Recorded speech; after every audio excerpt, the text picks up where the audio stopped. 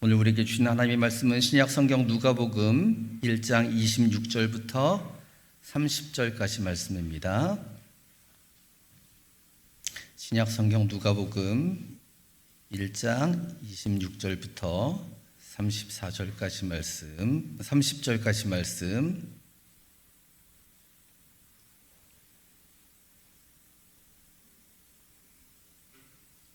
(26절부터) (30절까지) 말씀입니다. 교독하겠습니다. 여섯째 달에 천사 가브리엘이 하나님이 보내심을 받아 갈릴리 나사렛이란 동네에 가서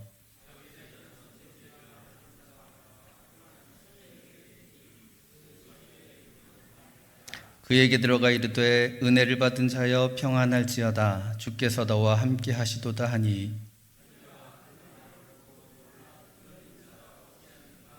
함께 읽겠습니다. 천사가 이르되 마리아여 무서워하지 말라. 내가 하나님께 은혜를 입었느니라. 아멘. 네, 오늘 말씀이 조금 시기와는 잘 안 맞는 것 같죠. 보통 이 말씀이 언제 많이 여러분이 들으시죠? 성탄절쯤 여러분이 이 말씀을 많이 듣는데 왜 이 말씀을 오늘 나눌까? 여러분 은혜를 입은 것에 대한 말씀을 여러분하고 나누려고 합니다. 여러분은 요즘 어떤 고민이 있으십니까? 어떤 걱정이 있으십니까? 저는 조금 먹고 살만한 것 같습니다. 먹고 살만하지 않은데 먹고 살만한 것 같습니다. 왜냐하면 지금 요즘에 제 걱정은 저도 아니고 저희 가정도 아니고 저희 자녀도 아니고 솔직하게 제 걱정은 한국 교회가 좀 걱정이 돼요. 짧은 인생이지만 제 신앙생활 가운데 보아왔던 교회의 모습은 지금 같은 모습은 한 번도 못 본 것 같은데 지금 여러분이 뉴스를 통해서나 여러분이 주위를 통해서 보시는 한국 교회의 모습은 무언가 좀 갈라져 있죠. 누가 잘못되었다, 누가 탓이라는 이야기를 하는 게 아니고 교회가 갈라져 있습니다. 오늘 목사님 오전에 말씀하신 것처럼 그렇지 않아도 교회가 세상을 향해서 세상으로부터 좋은 이야기를 듣지 못하는데 지금 더 그런 모습이 아닐까 싶은 생각이기에 우리 교회는 어떠하든 간에 다른 교회는 어떠하든 간에 그것이 아닌 모든 교회는 하나님의 교회이기에 하나님의 교회는 초대교회처럼 다른 부분도 있었지만 한편으로는 칭송받는 교회가 되어야 하기 때문에 그렇습니다. 칭송받아야 할 교회가 세상으로부터 손가락질 받고 비난받고 여러 가지 이야기들을 듣는 것, 제가 이 일을 하고 있기 때문에 걱정이 되는지는 모르겠지만 저는 한국 교회가 좀 걱정이 되고 동기들과 가끔 이야기도 합니다. 어떻게 생각하느냐 또 가끔 의견들을 나누기도 하는데 제 걱정은 그렇습니다. 여러분은 어떤 걱정을 하고 살아가십니까? 한국 교회가 왜 이렇게 됐을까요? 문제는 무엇일까요? 무언가는 잘못되어 있는 거죠. 누군가는 잘못되어 있겠죠. 같은 말씀을 보는 사람들인데 같은 말씀을 보는 사람들끼리 다른 소리를 내고 있다면 누구인지는 몰라도 누군가는 분명히 잘못되어 있는 거죠. 누가 잘못됐다는 판단을 여기서 제가 하는 것은 아닙니다. 하지만 누군가는 잘못되어 있다면 누가 올바로 잡아야 할까요? 누가 올바로 잡아야 할까요? 나부터 올바로 잡으면 되죠. 나부터 올바로 잡고 누군가 또 올바로 잡고 그렇게 한 사람씩 한 사람씩 말씀대로 올바로 잡아가다 보면 어느 날인가 교회가 다시 말씀대로 회복될 거라고 믿습니다. 어떤 일이 생기면 자꾸 우리는 누군가를 탓하게 되고 누군가를 바라보게 되는데 문제는 나에게서부터 해결이 있다는 것.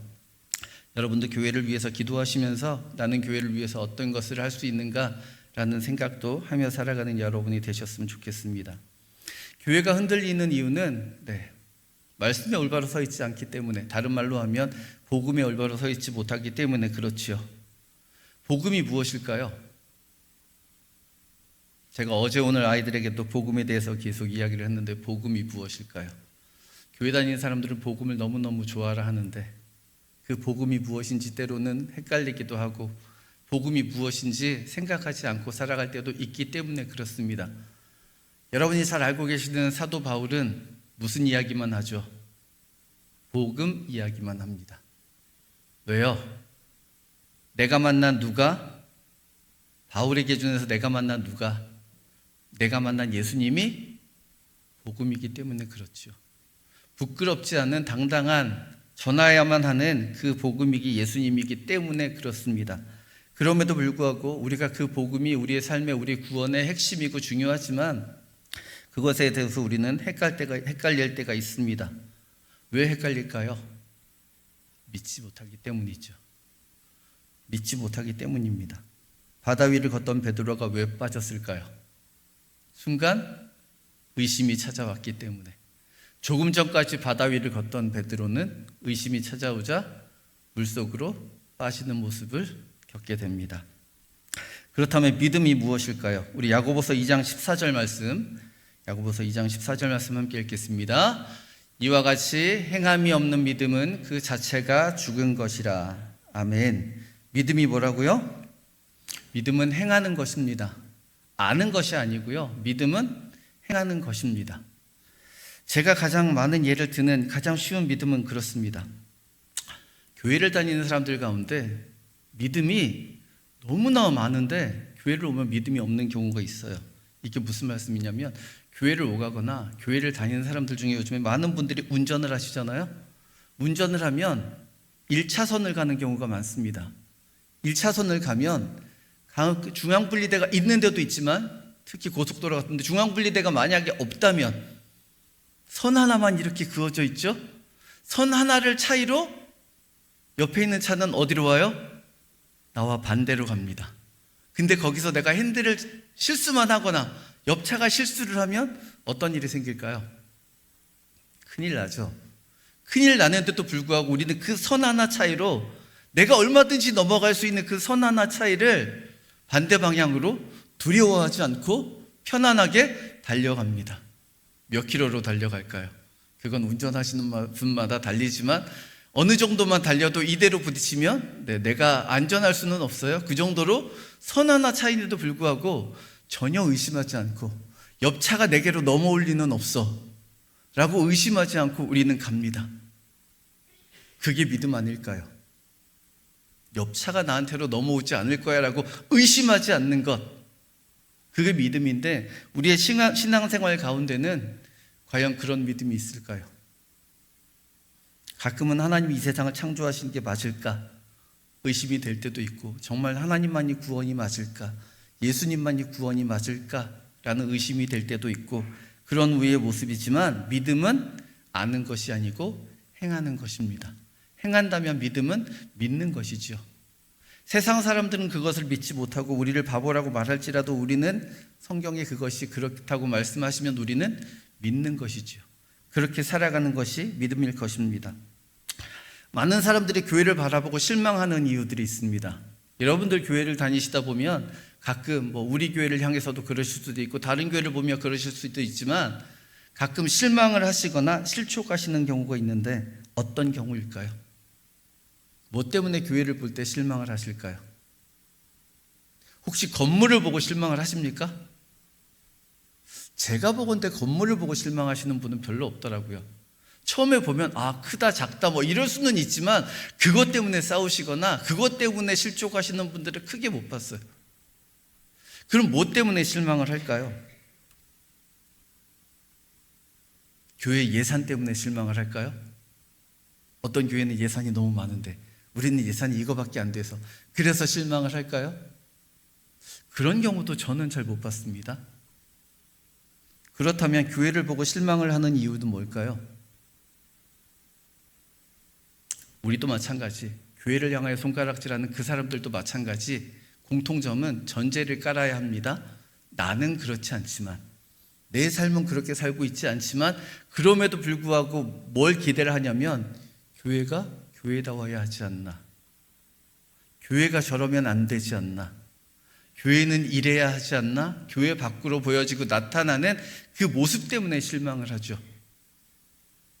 어떤 교회들은 성탄절 때가 되면 동네에서 실망하는 교회들, 상처 입는 교회들도 있다고 하더라고요. 왜냐하면 그 지역에 있는 사람들이 별로 잘 살지 못하는 분들이에요.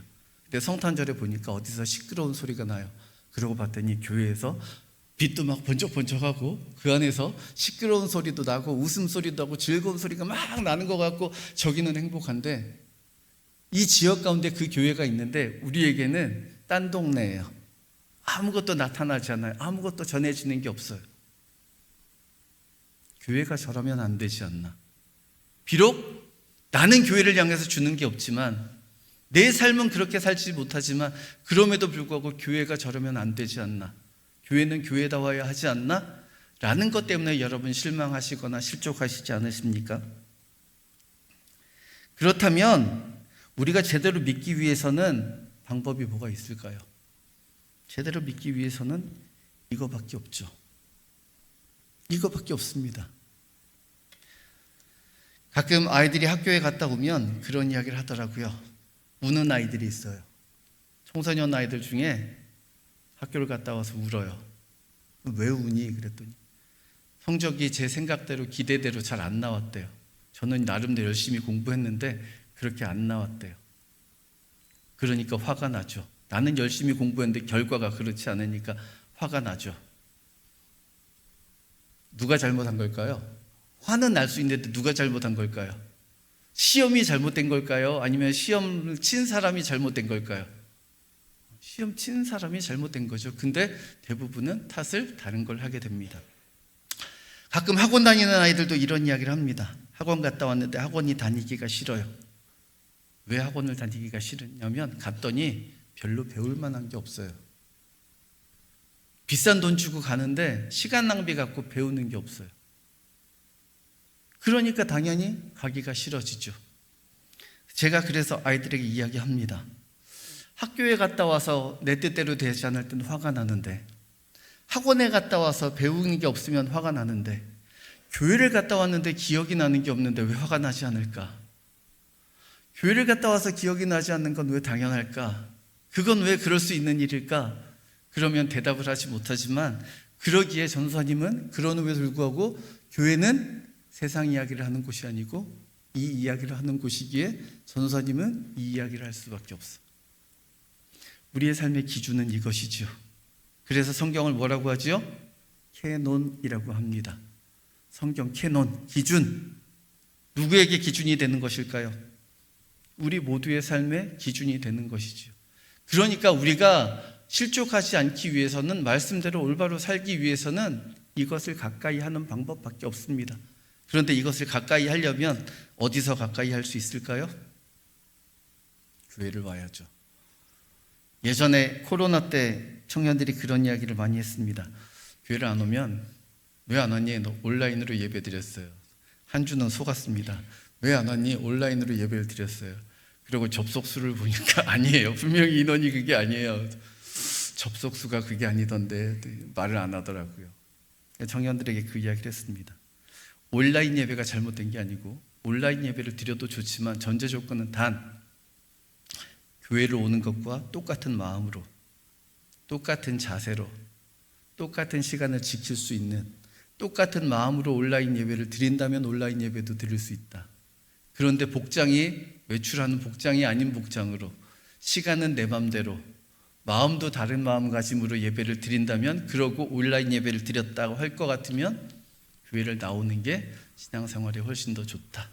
왜요? 환경이 우리들에게 영향을 끼치기 때문에 그렇습니다. 그래서 집에서도 성경을 읽을 수 있지만 성경을 더 가까이 하는 이유는 교회를 와야 여러 가지 환경이 그렇게 되고, 또 나 혼자 이해할 수 없는 부분들을 목사님을 통해서, 교육자들을 통해서 여러분에게 풀어드릴 수 있는 그런 일도 있기 때문에 그렇습니다. 그러기에 이것을 가까이 하지 않으면 우리가 우리 나름대로 내가 복음이 되어서 다른 이야기들을 할 수 있다는 것입니다. 이런 일이 우리들에게 있을까요? 없을까요? 좀 가끔 쉬운 예로 그런 예를 보는데요. 혹시 여러분 저랑 성경이 다른 분이 계십니까? 저랑 1년 성경이 다르시다. 오늘도 우리 본문을 읽었는데 나는 그런 이야기가 써 있지 않는데 딴 이야기가 써 있는데 이러시는 분 계신가요? 없으시죠? 자, 그러면 찬송가가 여기에 여러분 찬송가와 제 찬송가가 다른가요? 같겠죠? 같을 텐데 혹시 공감하시는 분 계실지 모르겠습니다. 가끔 교회에서 찬송가를 부르는데 똑같은 곡을 부르는데 옆에 분이 다른 곡을 부르세요. 아니면 저쪽에 계신 분이 다른 곡을 부르세요. 무슨 의미인지 아세요? 찬송가도 똑같은 곡인데 음을 정확히 내가 알고 있지 않아서 내가 알고 있는 음대로 부르시는 거예요. 그러니까 이쪽 분은 똑바로 부르시는데 이쪽 분은 뭐가 좀 음이 이상해요? 편곡을 하신 것 같은. 원인이 어디에 있을까요? 그냥 듣긴 들으셨는데, 아니면 보긴 봤는데 정확하게 안 보셨거나 집중해서 보지 않기 때문에 그렇습니다. 말씀도 그럴 수 있다는 거죠. 우리가 집중해서 보지 않으면 그냥 내가 알고 있다고 생각하는데, 내가 잘한다고 생각하는데 그렇지 않을 수 있다는 것입니다. 제가 왜 이 말씀을 드리냐면 오늘 나오는 본문 말씀에 우리가 그럴 수 있는 이야기가 있기 때문에 그렇습니다. 자, 우리 요한복음 4장 22절 말씀 한번 읽어볼까요? 요한복음 4장 22절입니다. 함께 읽겠습니다. 너희는 알지 못하는 것을 예배하고 우리는 아는 것을 예배하노니 이는 구원이 유대인에게서 남이라. 아멘. 이게 누가 하신 말씀일까요? 여러분 아시죠? 네, 조금만 띄워주세요. 그 말씀. 네, 이게 누가 하신 말씀이죠? 모르세요? 이 말씀을 누가? 제가 한 건 아닌 것 같아요. 제가 이런 멋있는 이야기를 하는 것 같지는 않아요. 이걸 누가 하셨을까요? 네, 예수님이 하신 말씀이잖아요. 우물가의 여인을 만나서 질문하는 여인에게 이런 말씀을 하십니다. 너희는 알지 못하는 것을 예배하고 우리는 아는 것을 예배한다. 동일한 예배가 있는데 알지 못하는 것을 예배하는 게 있고 아는 것을 예배하는 게 있습니다. 자, 그러니까 우리가 찬송할 때, 찬양할 때 박수를 치는 이유는 잘못하면 그냥 신나서 즐겁자고 치는 걸 수 있습니다. 세상 노래는 그럴 수 있지만 우리가 찬양하고 찬송할 때 치는 박수는 이유는 딱 한 가지입니다. 누구를 찬양하기 위해서? 하나님을 찬양하기 위해서 치는 거예요. 내가 즐겁든 즐겁지 않든 그건 중요하지 않아요. 이 목적은 오직 하나님이에요. 이 목적은 오직 하나님. 참고로 여러분 찬양할 때 손 드는 이유 아십니까? 어떤 분은 찬양만 시작하면 무조건 손 드시는 분들도 계시더라고요. 손을 왜 들까요? 찬양할 때. 네, 찬양할 때 손을 드는 이유는 여기에 뭐가 있죠? 아무것도 없습니다. 빈손. 빈손이 강한 손일까요? 연약한 손일까요? 연약한 손이에요. 연약한 손을 하나님 앞에 내어놓습니다. 하나님 뭘 잡아주세요? 제 손을 잡아주세요. 찬양 가운데 하나님 제 손을 잡아주세요. 하나님을 구하는 의미로 손을 드는 거지, 그냥 찬양할 때는 왠지 손을 드는 게 멋있어 보여, 찬양할 때는 손을 드는 게 좋은 것 같아, 그런 의미로 손을 드는 게 아니고요. 그러니까 예배를 드리든 찬양을 하든 우리가 아는 것을 예배하는 사람이 되어야 한다는 것입니다. 우리가 자칫 잘못하는 것 중에 뭐가 있냐면, 용서하십시오, 이건 여러분하고 무슨 공부를 하자거나 여러분이 잘못하셨습니다라고 지적을 하자는 게 아니고 함께 한번 생각을 해보자는 겁니다. 많은 교회들이 이런 일을 합니다. 저도 가끔 이런 일을, 가끔 안 하려고 노력은 하지만 가끔 이런 이야기를 하는데요.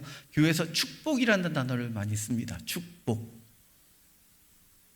이 축복이라는 말을 많이 쓰는데요. 문제는 하나님 축복해 주세요 이렇게 씁니다. 뭐가 잘못됐을까요? 하나님 축복해 주세요. 뭐가 잘못됐을까요? 상대가 잘못됐죠. 이 축복이라는 말 자체로 보면 그냥 빌축자의 복자, 복을 빌어준다. 하나님은 복을 빌어줄 상대가 없으세요. 하나님이 복의 근원이시기 때문에 복을 주시는 분이지 복을 어떻게 빌어줄 곳이 없어요. 하나님은. 근데 하나님 축복해 주세요. 나는 하나님이 들으시고 나는 어디다가 복을 또 구해야 되지? 근데 예수님은 그걸 하시죠. 음식을 들어서 축사하시고 그리고 축복하세요. 예수님은 누구를 향해서? 아버지 하나님을 향해서 복을 빌어줄 수 있습니다. 우리도 사람들을 향해서 축복할 수 있습니다. 그런데 하나님 축복해 주세요, 이거는 우리가 한 번쯤은 생각하고 쓰는 표현이 돼야 하지 않을까. 하나님 복 주세요. 하나님 복 주세요. 왜냐하면 우리가 그냥 아무 생각 없이 말을 하게 되면 이게 무슨 뜻인지도 모르고 누구에게 하는 말인지도 모르고 그냥 하게 되는 말일 수 있기 때문에 그렇습니다. 또 하나 우리가 잘 알고 있는 표현이 그게 있죠. 성경이 바뀌었습니다. 영과 진리로 예배한다는 말이 과거의 성경에 이거였죠. 신령과 진정으로. 여러분, 신령은 뭘까요? 진정은 뭘까요? 네, 앞에 말은 그냥 영으로 예배한다는 것은 그렇다 치더라도 진정으로, 그럼 예배는 내가 열심으로 드리면 되는 걸까요? 여러분이 읽으시는, 여러분이 들으시고 배우신 성경은 예배는 열심히 드리면 된다, 그렇게 되어 있지 않지 않습니까? 그래서 바뀐 게 영과 진리로. 예배는, 영은 뭘까요? 하나님은 영이시니. 진리는 누굴까요? 내가 곧 길이요 진리요 생명이니. 하나님과 예수님으로, 그분들을 의지해서 그분들의 방법으로, 말씀의 방법으로만 드려지는 게 예배지요. 내가 열심히 드리는 게 아니고, 열심히 드리든 드리지 않던 간의 방법은 하나님의 뜻대로 드리는 것이 예배라는 것입니다. 우리 레위기 10장 말씀 한번 읽어보겠습니다. 레위기 10장 1절 말씀입니다. 네, 레위기 10장 그리고 사무엘상 13장 9절 한 번씩 읽겠습니다. 아론의 아들 나답과 아비후가 각기 향로를 가져다가 여호와께서 명령하시지 아니하신 다른 불을 담아 여호와 앞에 분향하였더니. 사무엘상입니다. 사울이 이르되 번제와 화목 제물을 이리로 가져오라 하여 번제물로 드렸더니. 자, 여기에 문제가 뭐가 있을까요? 여호와께서 명령하시지 아니하신 다른 불을 담아 여호와 앞에 분향하였더니. 그러니까 누구 마음대로 한 거예요? 나답과 아비후가 자기들의 마음대로 그냥 제사 예배를 드린 거죠. 저게 잘 됐다는 걸까요? 잘못됐다는 걸까요? 잘못됐다는 거죠. 그 밑에는 사울이 선지자를 기다려야 하는데 선지자가 오지 않자 누가 예배를 드려요? 사울이 그러면 내가 예배를 드려도 되지 않겠나? 누구의 생각이요? 사울의 생각이요. 사울이 하나님께 물어봤을까요? 문제는 여기에 있는 거예요. 그냥 내가 이 정도는 이렇게 해도 하나님이 받으시지 않을까? 이렇게 해도 하나님이 예배만 드리면 내가 드리는 예배는 하나님이 무조건 받으시지 않을까? 그러나 성경은, 제가 읽는 성경도 그렇고 여러분이 읽는 성경도 분명 그렇게 말씀하시지는 않습니다. 그러기 때문에 오늘 말씀 가운데 여러분하고 다른 부분을 한 번 더 생각해 보자 합니다. 자, 오늘 읽었던 우리 누가복음 1장 28절 말씀 다시 한번 읽겠습니다. 누가복음 1장 28절. 그에게 들어가 이르되 은혜를 받은 자여 평안할지어다 주께서 너와 함께 하시도다 하니. 아멘. 여러분, 은혜 좋아하십니까? 네. 은혜 좋아하십니까? 별로 소리가 그렇게 좋아하시지는, 받으면 좋고 안 받아도 뭐 어쩔 수 없고.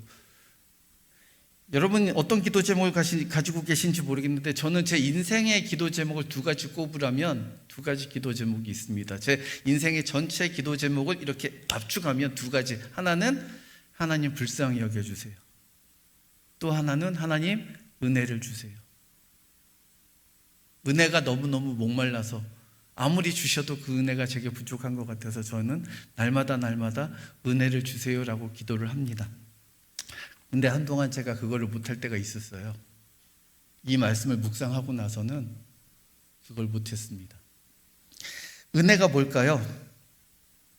그냥 사전적 의미로는 높은 위치에 있는 사람이 낮은 위치에 있는 사람에게 무언가 베푸는 호의, 이런 게 은혜지요. 그럼 성경에 있는 은혜는 뭘까요? 성경에 있는 은혜는, 우리 은혜 받았다고 표현 많이 하는데 그 은혜가 뭘까요? 많이 아팠는데 갑자기 그게 치유되는 게 은혜일까요? 아니면 그거보다 더 좋은 거, 늘 안 아프고 건강한 거, 이게 은혜일까요? 자녀들이 잘 되는 게 은혜일까요? 돈을 많이 버는 게 은혜일까요? 내 모든 일이 형통해지는 게 은혜일까요? 물론 그런 일도 은혜에 속하기는 하지만 정확히 은혜는 성경에서 다른 의미로 이야기를 합니다. 우리가 생각하는 그 은혜가 아니고 성경이 말하는 은혜는 다른 것입니다. 오늘 말씀에 보면 은혜를 받았다고 전해주는 상대가 누굴까요? 가브리엘 천사입니다.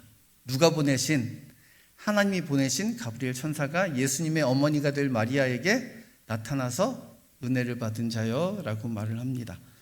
여러분 생각 한번 해보시겠습니다. 성경 신앙생활 오래 하셨으니까 이야기는 다 알고 계시죠? 마리아가 이 말을 듣고 어떤 삶을 살았는지 잘 아시죠? 여러분이 알고 계시는 마리아의 삶이 이 말을 듣고 나서 정말 은혜를 받은 삶이었던가요? 여러분이 생각하실 때는 정말 마리아의 삶이 은혜를 받은 삶이었던가요? 아니죠. 이렇게 불쌍한 여인이 없어요. 도대체 이 여인은 얼마나 큰 죄를 지었길래 이런 일을 당해야 하나? 누가 임신을 해요? 처녀가 임신을 해요. 근데 이 말에 놀라시지 않는 이유는 모든 교회마다 저는 딸을 가지고 있기 때문에 이제 이 말씀이 좀 더 다가옵니다. 딸인데 내 딸이 남자친구도 없고 아무 일이 없는데 갑자기 어느 날 임신을 했어요. 괜찮다 하실 어머니 계십니까? 그럴 수 있다 하실 아버지 계십니까? 아니죠. 내 딸이라면 이건 있어서는 안 될 일이고 세상에 이런 일이에요. 그리고 내 딸을 의심할 수밖에 없죠. 내가 너를 못 믿는 건 아니지만 생물학적으로 이거는 믿고 못 믿고의 문제가 아니야. 너 남자 있지? 남자친구 있지? 이게 어떻게 일어나는 일이니? 일단 오해를 받는 일로 시작을 합니다. 오해를 받는 일로 시작하고 정혼한 약혼한 남편도 이 소식을 듣고 마리아와 헤어질 마음을 가집니다. 그리고 그 아이도 예수님도 생겨난 예수님도 지워버릴까 하는 마음을 갖습니다. 마리아의 마음이 어땠을까요? 지금 너무 황당한 일과 너무 당황스러운 일을 겪어서 나 혼자도 지금 너무 힘든데 내 옆에 가장 가까이 있는 사람이 누구예요? 내 남편이 될 내 약혼자조차 이 말을 듣고 나를 위로해 주지 않아요. 오히려 나를 의심하고 나와 거리를 두려고 하는 이 모습. 여러분은 다 결혼하셨으니까 괜찮으십니까? 네. 이제는 헤어져도 그만, 안 헤어져도 그만. 만약에 지금 내 가족에 그런 일이 생겨서 내 배우자가 나와 거리를 두려고 한다. 여러분의 마음은 어떠실까요? 여기까지는 서운하죠. 근데 이게 이웃들에게 알려지면 지금 마리아의 입장이 어떻게 되는 거죠? 욕먹는 정도가 아니에요. 사람들에게 손가락질 당하는 정도가 아니고 죽을 수 있어요. 뭐 맞아 죽어요? 돌 맞아 죽어요. 자, 이 이야기도 내가 돌 맞지 않으니까 여러분 그냥 그럴 수 있다, 돌 맞아 죽나 보다 이렇게 이야기를 하는데, 만약에 여러분이 오늘 지금 갑자기 내가 돌 맞아 죽을 상황에 처했다, 여러분 돌 맞아 보셨습니까? 지나가다가 요만한 돌멩이 하나만 팍 튀어서 그게 나한테 맞아도 꽤 아프죠. 근데 작정을 하고 이 여인은 가늠한 여인이라고 작정하고 사람들이 와서 돌 하나씩을 들고 와서 던져요. 살짝 이게 아니고 그냥 작정을 하고 던지는 거예요. 가늠한 여인이니까.